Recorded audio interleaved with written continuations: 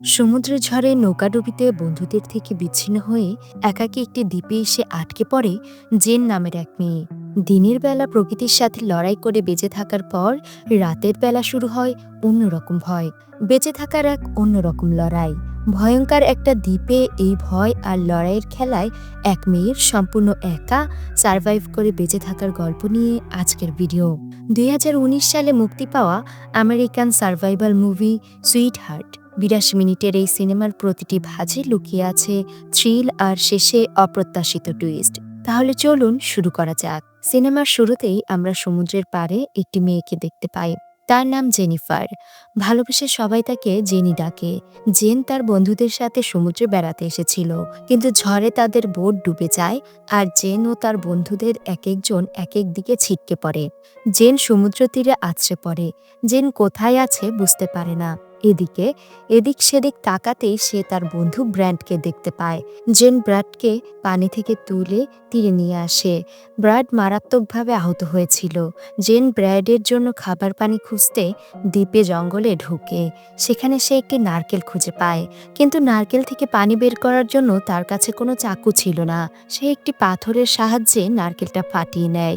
এরপর দ্রুত ব্র্যাডের কাছে আসে, কিন্তু ব্র্যাড ততক্ষণে মারা গিয়েছে। বন্ধুর মৃত্যুতে জেন ভেঙে পড়ে। সে একদম একা হয়ে যায়। সে বুঝতে পারে এই আইল্যান্ডে কোনো মানুষ নেই। তাকে এখানে একাই দিন কাটাতে হবে। হাঁটতে হাঁটতে সে আবারও জঙ্গলের ভেতর ঢোকে। এবার সে একটি গাছে একটি ব্যাগ ঝোলানো দেখতে পায়। ব্যাগ দেখে সে ভাবে হয়তো আশেপাশে কেউ আছে। সে চিৎকার করে ডাকতে থাকে, এখানে কেউ আছে কিনা, কিন্তু কোনো সাড়া পায় না। সে বুঝতে পারে এখানে কেউ নেই। সে ব্যাগের কাছে এগিয়ে যায়। ব্যাগের ভেতর আরো কিছু জিনিসও ছিল। সে ব্যাগে থাকা একটি ওষুধের বোতল ডেট দেখে, যেখানে 1996 সাল লেখা ছিল।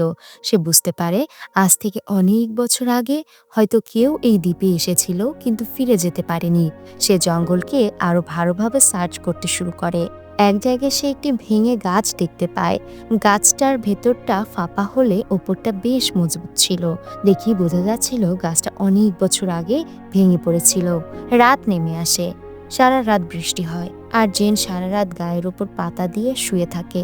পরদিন সকালে জেন দ্বীপের এক জায়গায় তিনজনের একটি কবর দেখতে পায়। সেটা দেখে জেন তার বন্ধু ব্রাডকেও বালির নিচে দাফন করে দেয়। সমুদ্রের তীরে সে বেশ কিছু মৃত মাছ দেখতে পায়। মাছগুলোর গায়ে ধারালো থাবার ক্ষত ছিল, কিন্তু বিষয়টিকে জেন সেরকম গুরুত্ব দেয়নি। সে ভীষণ ক্ষুধার্ত ছিল, তাই অন্যদিকে নজর না দিয়ে সে মাছ খাওয়া শুরু করে। জেন পুরো দ্বীপে একা। আশেপাশে কোনো সাহায্য পাওয়ার উপায় নেই, কিন্তু জেনের দৃঢ় বিশ্বাস সে নিশ্চয়ই কোনো রেস্কিউ হেলিকপ্টার বা শিপের দেখা পাবে আর এখান থেকে যেতে পারবে। কিন্তু সারাদিন কেটে গেলেও কোনো সাহায্য পাওয়া গেল না। জেন নিরাশ হয়ে যায়। রাতে সে এক জায়গায় ঘুমিয়ে পড়ে। পরদিন সকালে সে যখন দ্বীপে হাঁটছিল, সে দেখে তার বন্ধু ব্রাডের লাশ গায়েব হয়ে গেছে, আর যেখানে সে তাকে দাফন করেছিল সেই জায়গাটা রক্তে মাখামাখি হয়ে আছে। এটা দেখে জেন ভীষণ ঘাবড়ে যায়। সে বুঝতে পারে এই দ্বীপে ভয়ানক কোনো জন্তু আছে, আর সেই জন্তু থেকে বাঁচার জন্য সে একটি লাকড়ির মাথা চৌকো করে বর্শা বানিয়ে নেয়। রাতে সেই জন্তুকে দেখতে পেলে যেন এই বর্শা দিয়ে সেটিকে মারতে পারে, জেন সেই প্রস্তুতি নিয়ে রাখে। রাতে জেন বর্শা হাতে জন্তুটির জন্য অপেক্ষা করতে থাকে। এটি ছাড়া তার অন্য কোনো উপায় নেই। সারা রাত কেটে যায়, কিন্তু কোনো জন্তুর দেখা পাওয়া যায় না। পরদিন সকালে জেন দেখে একটু দূরে সমুদ্রে কিছু একটা ভেসে আসছে। জেন সাঁতরে কিছু দূর এগিয়ে যেতেই দেখে এটি একটি সুটকেস। সে সুটকেসটি নিয়ে তীরে ফিরে আসে। ফেরার সময় সে সমুদ্রের নিচে একটি বড় গর্ত দেখতে পায়, কিন্তু ব্যাপারটাকে গুরুত্ব না দিয়ে সে দ্বীপে ফিরে আসে। সুটকেসের ভেতরে কাপড়, জুতা আর কিছু ছবি ছিল। জেন কাপড় আর জুতা পরে নেয়। রাতে জেন আগুন জ্বালিয়ে বসেছিল। সে ভয় পাচ্ছিল সেই ভয়ঙ্কর জন্তুটা না এসে তাকে হামলা করে বসে। ঠিক তখনই সে একটা হেলিকপ্টারের শব্দ শুনতে পায়। জেন ছুটে খোলা জায়গায় এসে আকাশের দিকে ফায়ার গান চালায়, কিন্তু জেনের কপাল খারাপ। হেলিকপ্টারের পাইলট তার ফায়ার গানের রশ্মি দেখতে পায়নি, তাই সেটি না থেমে চলে যায়। এদিকে ফায়ার গানের রশ্মিতে জেন সমুদ্রের মাঝখানে এক অদ্ভুত জিনিস দেখতে পায়। একটি বড় ছায়া দ্বীপের দিকে এগিয়ে আসছিল। জেন বুঝতে পারে এটাই সেই জন্তু যেটি তার বন্ধু লাশ তুলে নিয়ে গিয়েছিল। সে ভীষণ ভয় পেয়ে যায় আর সেখান থেকে দৌড়ে জঙ্গলের ভেতর চলে যায়। জেন এক জায়গায় চুপ করে লুকিয়ে থাকে। সে বুঝতে পারে দৈত্যাকৃতির সেই জন্তুটি আশেপাশে আশেপাশে আছে। আসলে এটা ছিল একটা সি মনস্টার। মনস্টারটা কয়েকবার তার আশপাশ দিয়ে ঘোরাঘুরি করে, কিন্তু জেন একদম চুপ ছিল, তাই মনস্টার তাকে দেখতে পায়নি। কিছুক্ষণ পর মনস্টার সমুদ্রের দিকে চলে যায়। জেন বুঝতে পারে এই মনস্টার দ্বীপে বা জঙ্গলে নয়, বরং সমুদ্রে থাকে, আর এই মনস্টার যে কোনো সময় তার ক্ষতি করতে পারে। জেন সুটকেস থেকে ছবিগুলো পেয়েছিল সেগুলো দেখতে থাকে। ছবিগুলো দেখে সে বুঝতে পারে এই ফ্যামিলির সবাই এই আইল্যান্ডে বেড়াতে এসেছিল। একটা ছবিতে জেনের চোখ আটকে যায়। ছবিতে এক বাচ্চার পেছনে একজোড়া চোখ দেখা যাচ্ছিল। জেন বুঝতে পারে এটা সেই মনস্টারের চোখ। জেন সিদ্ধান্ত নেয় আজকে যেভাবেই হোক রাত হওয়ার আগে সে এই আইল্যান্ড থেকে চলে যাবে, কারণ রাত হলেই এই মনস্টার আবারও দ্বীপে আসবে আর তাকে মেরে ফেলবে। যেই ভাবা সেই কাজ। জেন দ্বীপ ছেড়ে যাওয়ার জন্য প্রস্তুত নেয়। সে সুটকেসের ভেতর লাইফ জ্যাকেট রাখে যেন সুটকেসটি পানিতে ভেসে থাকে আর সে সুটকেস ধরে ভেসে থাকতে পারে। এরপর সে পানিতে নেমে পড়ে, কিন্তু পানিতে নামতেই সুটকেস খুলে যায়। এর ফলে সে কিছুতেই সুটকেস ধরে ভেসে থাকতে পারছিল না। বাধ্য হয়ে তাকে দ্বীপে ফিরে আসতে হয়। কিন্তু দ্বীপে থাকতে হলে তাকে লুকিয়ে থাকতে হবে, যেন মনস্টার তাকে দেখতে না পায়। তাই রাত হওয়ার আগেই সে ফাঁপা গাছের ভেতরে ঢুকে পড়ে, যেন মনস্টার তাকে খুঁজে না পায়। জেন ভাবতে থাকে নিশ্চয়ই মনস্টার আবারও জঙ্গলে এসে তাকে খুঁজে বেড়াবে। ভাবতে ভাবতে সে ঘুমিয়ে পড়ে। হঠাৎই গভীর রাতে সে একটি শব্দ শুনতে পায়। জেনের ঘুম ভেঙে যায়। সে বুঝতে পারে মনস্টার তার আশেপাশেই আছে। আসলে মনস্টার জেনের খোঁজ পেয়ে যায়। সে পড়ে থাকা গাছের গায়ে জোরে জোরে আঘাত করে, কিন্তু গাছটি এতটাই শক্ত ছিল যে মনস্টার সেটি ভাঙতে পারেনি। কিছুক্ষণ পর মনস্টার সমুদ্রে চলে যায়। পরদিন সকালে জেন গাছের ভেতর থেকে বেরিয়ে আসে। সে দেখে গাছটা মনস্টারের আঘাতে অনেক জায়গায় ভেঙে পড়েছে। এখানে জেন একটি কথা বুঝতে পারে যে মনস্টার শুধু রাতের বেলাতেই দ্বীপে আসে। দিনের বেলা সে সমুদ্রেই থাকে, বাইরে আসে না। জেনের মাথায় একটি আইডিয়া আসে। সে সমুদ্র থেকে একটা বড় মাছ শিকার করে সেটিকে গাছের সাথে ঝুলিয়ে দেয়, যেন রাতে মনস্টার আসলে এই মাছটা নিয়েই চলে যায়। রাতে যখন মনস্টার আসে জেন লুকিয়ে সেটার উপর নজর রাখে। জেনের আইডিয়া কাজ করে যায়। মনস্টার গাছে ঝুলানো মাছটি নিয়েই সেখান থেকে চলে যায়। এই প্রথমবার জেন মনস্টারটাকে স্পষ্ট দেখতে পায়। বেশ বড় আর ভয়ঙ্কর একটি জন্তু। মনস্টারটি যখন চলে যাচ্ছিল তখনই জেন বাইরে হেলিকপ্টারের শব্দ শুনতে পায়, কিন্তু সে বাইরে বেরোনোর সাহস পায়নি, কারণ মনস্টারটি তাকে দেখতে পেলে মেরে ফেলবে। তাই বাধ্য হয়ে তাকে লুকিয়েই থাকতে হয়। পরদিন সকালে জেন নিজের জন্য রাতে ঘুমানোর জায়গা ঠিক করে। সে গাছের উপর বিছানা পাতার ব্যবস্থা করে, কারণ গতকাল সে মনস্টারের উচ্চতা কতটা উঁচু সেটা দেখে নিয়েছিল।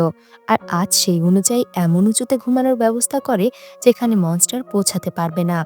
আজ এই দ্বীপে জেনের ৭ দিন ৭ রাত পূরণ হয়েছে। আজ এখানে তার অষ্টম রাত কাটবে।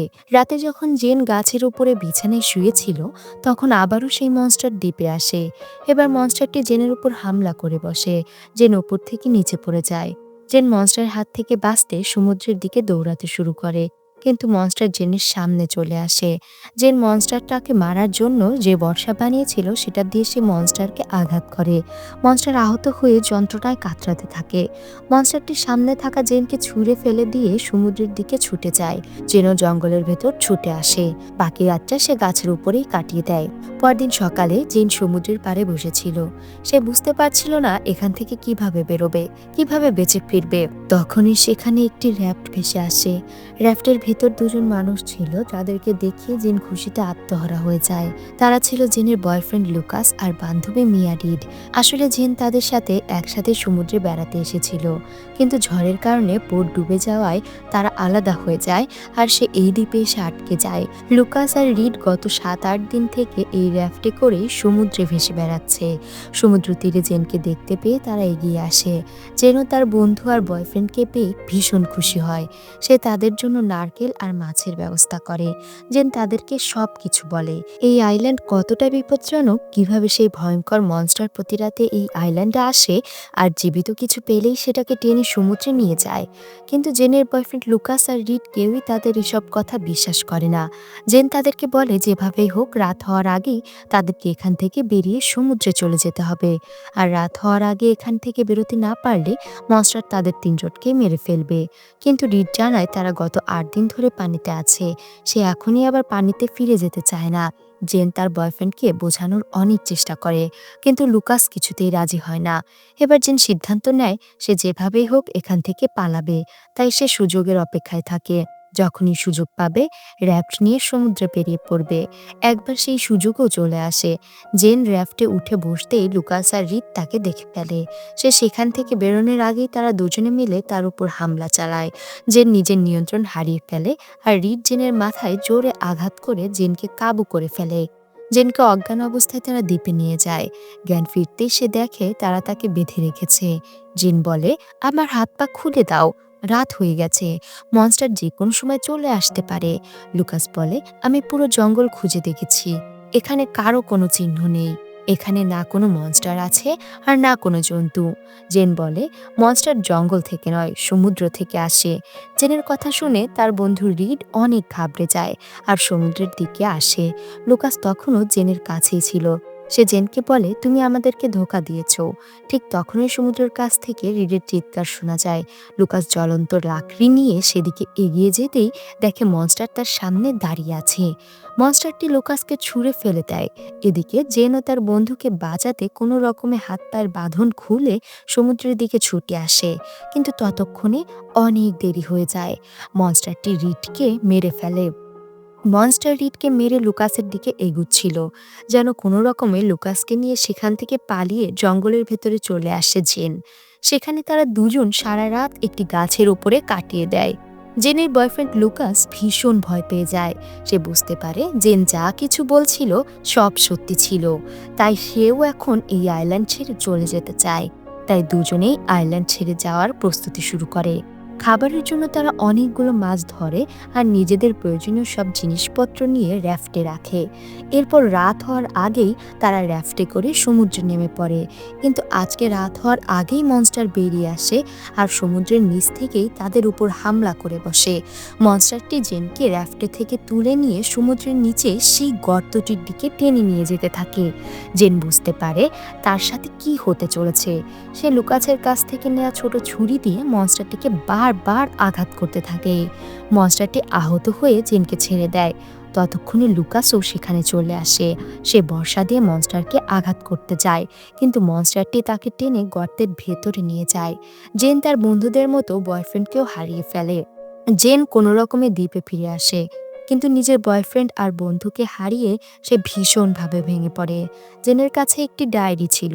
সে ডায়েরিতে সমস্ত ঘটনা লিখে রাখে, যেন এখানে কেউ আসলে জানতে পারে যে এই আইল্যান্ডে রাতের বেলা কি হয়। এরপর জেন কিছু শুকনো লাকড়ি আর পাতা দিয়ে একটি বড় ট্র্যাপ বানায়। শুকনো লাকড়ি দিয়ে আবারও একটি বর্শা বানিয়ে নেয়, যেন মনস্টার থেকে নিজেকে রক্ষা করতে পারে। রাত হলে মনস্টার সমুদ্র থেকে বেরিয়ে দ্বীপে আসে। এটি ভীষণ রেগে থাকে, কারণ জেন তাকে বেশ কয়েকবার আঘাত করে আহত করেছে। মনস্টারটি জেনের বানানো লাকড়ির সার্কেলের মধ্যে চলে আসে, আর তখন জেন সেখানে আগুন লাগিয়ে দেয়। আর মনস্টার জেনের পাতা ফাঁদে আগুনের মধ্যে আটকে যায়। জেন সামনে এসে বেশ কয়েকবার চাকু আর বর্শা দিয়ে মনস্টারকে আঘাত করে। মনস্টারও জেনের উপর হামলা করে। জেন আর মনস্টার দুজনেই মারাত্মকভাবে আহত হয়। শেষ মুহূর্তে মনস্টার জেনকে মারতে যাবে, তখনই জেন মনস্টারের বুকে মাঝে বর্শা ঢুকিয়ে দেয় আর মনস্টারটি সেখানেই মারা যায়। জেন মনস্টারের মাথাটি কেটে নিজের সাথে নিয়ে যায়, যাতে সে সবাইকে বিশ্বাস করতে পারে যে এখানে এমন একটি ভয়ঙ্কর মনস্টার ছিল আর সে এই মনস্টারকে হত্যা করেছে। জেন মনস্টারের কাটা মাথাটা নিয়ে র্যাফটের দিকে এগোয়, অর্থাৎ সে এই র্যাফটে করে এই আইল্যান্ড থেকে চলে যাবে। আর পেছনে আমরা পুরো আইল্যান্ডকে আগুনে জ্বলতে দেখতে পাই।